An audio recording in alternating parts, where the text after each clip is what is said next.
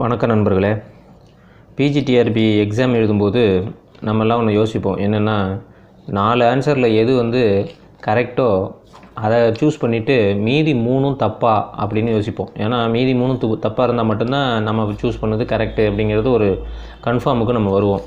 அதே மாதிரி பிஜிடிஆர்பியில் எப்படி பாஸ் ஆகிறது அப்படிங்கிறதுக்கான வழிமுறைகள் நம்ம போன வீடியோவில் சொன்னோம். எளிய 5 வழிமுறைகள் சொன்னோம். அதே மாதிரி நம்ம செய்யக்கூடாத தப்பு அப்படிங்கிறத நம்ம முதல்ல எது தப்புங்கிறத முதல்ல நம்ம தெரிஞ்சுக்கிட்டோம்னா அதை நம்ம செய்ய மாட்டோம். அது மாதிரி தப்பு என்ன இருக்குது பிஜிடிஆர்பியோ அல்லது டிஆர்பியோ அல்லது எனி காம்படிட்டிவ் எக்ஸாமில் நம்ம செய்யக்கூடாத தப்புகள் என்ன இருக்குது அப்படிங்கிறத நம்ம இந்த வீடியோவில் பார்க்க போகிறோம். இதில் முதல் தவறு என்ன அப்படின்னா, நம்ம எல்லாருக்குமே பிஜிடிஆர்பியில் வேலைக்கு போயிட்டு ஆசிரியராக மாறுறதுக்கான ஆசை இருக்கும். ஆனால் அந்த ஆசை எப்போ வரும் அப்படின்னா, கால்ஃபர் பண்ணதுக்கு அப்புறம் தான் அதிகமாக வரும். கால்ஃபர் பண்ணுறதுக்கு முன்னாடி வராது. அதனால் கால்ஃபர் பண்ண உடனே நம்ம படிக்கலாம். அந்த 2 மாதத்தில் நம்ம படித்து நம்ம எல்லா கொஷினையும் அட்டன் பண்ணி நம்ம போட்டி போட்டு வேலைக்கு போயிடலாம்னு நினைக்கிறது முதல் தவறு. நீங்கள் எப்போ பிஜிடிஆர்பி தான் நமக்கு வந்தவுடனே நம்ம எழுதணும், நம்மளுக்கு பிஜி ஆசிரியர் தான் வேலை, அது கிடைச்சா தான் நமக்கு வாழ்க்கைன்னு முடிவு பண்ண பிறகு கால்ஃபரை நீங்கள் எதிர்பார்க்கக்கூடாது. கால்ஃபர் வந்த பிறகு நீங்கள் படிக்கவும் முடியாது. அதனால் கால்ஃபர் வர்றதுக்கு முன்னாடியவே எவ்வளோ சிலபஸை உங்களால் முடிக்க முடியுமோ அவ்வளோ சிலபஸை முடிக்கணும். நீங்கள் செய்கிற முதல் தவறு கால்ஃபர் வந்த பிறகு படிக்கணும் அப்படின்னு நினைக்கிறது தான். அந்த தவறை நீங்கள் செய்யாதீங்க. 2வது தவறு, தொடர்ந்து நம்ம மெட்டீரியல் கலெக்ஷன்லேயே தான் இருப்போம் ஒழிய படிக்கவே மாட்டோம். நம்ம பார்த்திங்கன்னா இந்த புக்கு வாங்குறது, அந்த புக்கு வாங்குறது, சைக்காலஜிக்கு நோட்ஸை வாங்குறது, அப்புறம் அந்தந்த கன்சர்ன் சப்ஜெக்ட்டு முன்னாடி ஏற்கனவே பாஸ் ஆனவர்கிட்ட நோட்ஸ் வாங்குறது, இப்படியே வாங்கிக்கிட்டே இருப்போம் ஒழிய எப்போ படிக்கிறது? அதனால் மெட்டீரியல் கலெக்ஷன் அப்படிங்கிறத ரொம்ப சீக்கிரமாக பண்ணிவிட்டு படிக்கிற வேலையை தான் நம்ம பார்க்கணும். படிக்கிறத நம்ம தொடர்ந்து செய்யணும். மெட்டீரியல் கலெக்ஷன்லேயே இருந்துகிட்டு இருந்தோம்னா அது நல்ல ஒரு வழி கிடையாது. அது நம்ம செய்கிற 2வது தவறு. மெட்டீரியல் கலெக்ஷனை ஓரளவோடு நிறுத்திக்கிறணும். அதுக்கு மேலே மெட்டீரியல் கலெக்ஷன் பண்ணக்கூடாது. இது 2வது தவறு. 3வது தவறு என்ன அப்படின்னா, ஃபுல்லாக படிச்சுக்கிட்டே இருக்கிறது சிலபஸை. அது முத நாள் எக்ஸாம் வரைக்கும் படிக்கிறது, எக்ஸாம் ஹால்லேயும் போய் படிக்கிறது.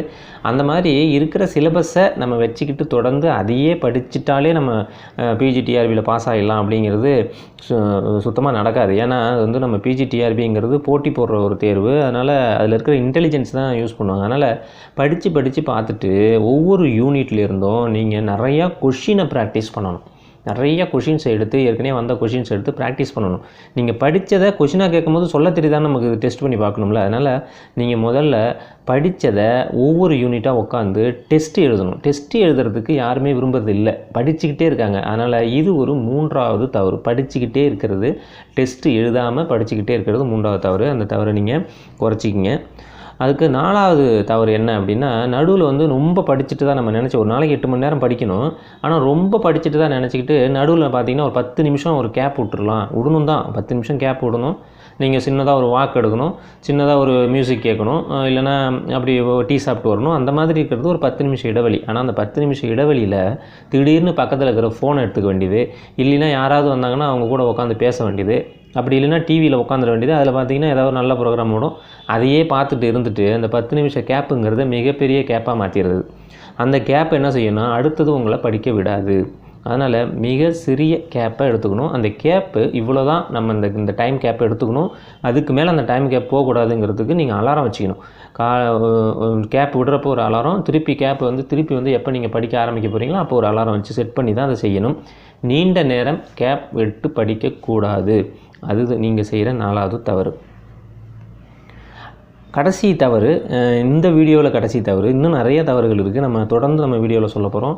அதில் இந்த வீடியோவில் நீங்கள் செய்கிற தவறு என்ன அப்படின்னா, தூங்காமல் படிக்கிறது. ஒரு குறிப்பிட்ட டயத்துக்கு மேலே நீங்கள் தூங்காமலேயே படிக்கிறது. இப்போ பார்த்தீங்கன்னா 10 மணி வரைக்கும் நைட்டு படிக்கலாம்.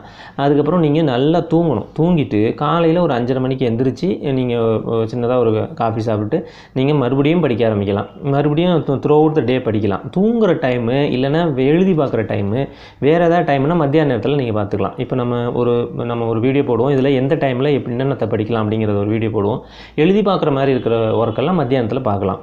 முடிஞ்சால் 1 மணி நேரம் மத்தியானத்தில் கூட நீங்கள் தூங்கலாம். அதனால் நைட்டு முழுவதுமே தூங்காமல் படிக்கிறதுங்கிறது நீங்கள் செய்கிற 5வது தவறு. அது மட்டும் இல்லாமல் பரீட்சைக்கு முத நாள் கூட தூங்காமலே போயிட்டு படிச்சுட்டு காலையிலையும் தூங்காமலே போயிட்டு நேராக போயிட்டு அங்கே பரீட்சையில் உட்காரும்போது நம்ம படித்தது இவ்வளோ நாள் படித்தது எல்லாம் வேஸ்ட் ஆகிடும். சுத்தமாக வேஸ்ட் ஆகிடும். அனுபவசாலிகள் சொல்லப்பட்ட விஷயம் இது. சுத்தமாக வேஸ்ட் ஆகிடும், பதட்டம் அதிகமாகிடும், மறதி அதிகமாகிடும். அதனால் தூங்காமல் நீங்கள் படிச்சுட்டு போய் எக்ஸாம் எழுதாதீங்க. ஒருத்தர் வந்து 1 வருஷமாக படிச்சுட்டு போயிட்டு முதல் நாள் தூங்காமல் போய் பரீட்சை எழுதினாருன்னா அவர் கண்டிப்பாக ஃபெயில் தான்.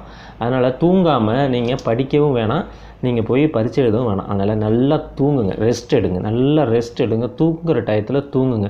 தூங்காமல் படிக்கிறதுங்கிறது 5வது தவறு. அதனால் எப்படி நம்ம 4 கொஷினில் 3 தவறு அப்படின்னு கண்டுபிடிச்ச பிறகு கடைசியாக இருக்கிறது ரைட்டு அப்படின்னு நம்ம டிக் பண்ணுறோமோ, அதே மாதிரி நம்ம காம்படிட்டிவ் எக்ஸாமில் எதெல்லாம் தவறு நம்ம செய்கிறோம் அப்படிங்கிறது நல்லா புரிஞ்சுக்கிட்டு அந்த தவறை நீங்கள் ரெக்டிஃபை பண்ணாலே கிட்டத்தட்ட பாதி அளவுக்கு நீங்கள் பாஸ் ஆகிடலாம். வரப்போகிற பிஜிடிஆர்பியில் இந்த தவறுகள்லாம் செய்ய மாட்டோங்கிற முடிவு எடுத்துக்கிட்டு படிக்க ஆரம்பிக்க. நன்றி.